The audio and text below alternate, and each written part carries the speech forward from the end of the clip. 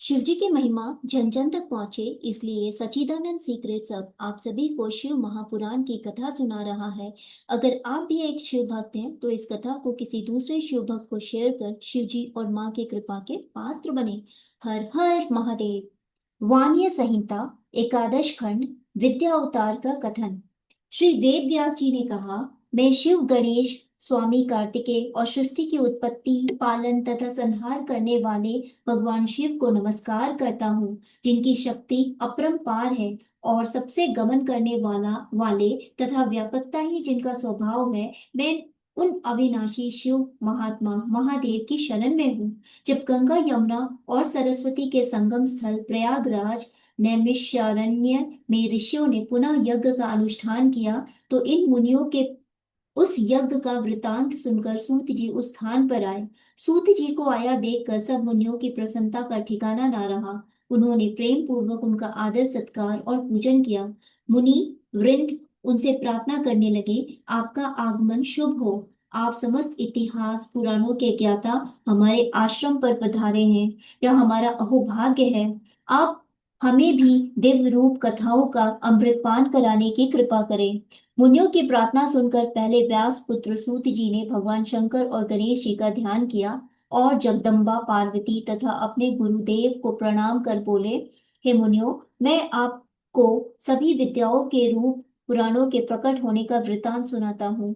श्वेत कल्प के समय वासुदेव ने जो कहा था, उन्हीं शब्दों तथा अर्थों से युक्त न्याय से परिपूर्ण शास्त्रों के अर्थों से शोभित यथा कर्म ही को पुराण कहते हैं। चार वेद, छह शास्त्र, मीमांसा, न्याय, धर्म शास्त्र, सभी पुराण आदि ये 14 प्रकार की विद्याएं हैं।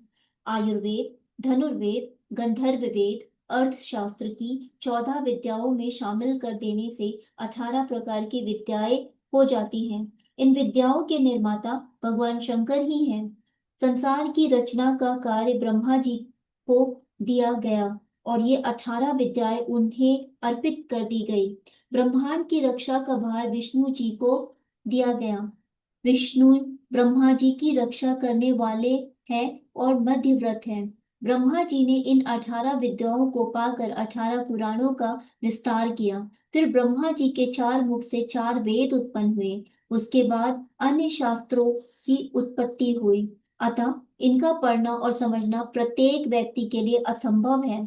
या विचार कर भगवान शिव व्यास रूप में प्रकट हुए और वेदों का विभाजन करके शास्त्रों को संक्षिप्त रूप में बनाया। इसी तरह द्वापर युग के अंत में विष्णु भगवान व्यास जी के रूप में प्रकट हुए और वेद आदि का विभाजन किया। द्वापर युग की समाप्ति पर सत्यवती नंदन कृष्ण द्वैपायन के नाम से व्यास जी प्रकट हुए। इन्होंने वेदों को चार भाग में विभक्त किया, इसलिए ये वेद व्यास के नाम से प्रसिद्ध हुए। जब तक इन पुराणों को नहीं पढ़ा जाए, तब तक वेद उपनिषद वेदों के अंश पढ़ने से कुछ भी ज्ञान प्राप्त नहीं होता।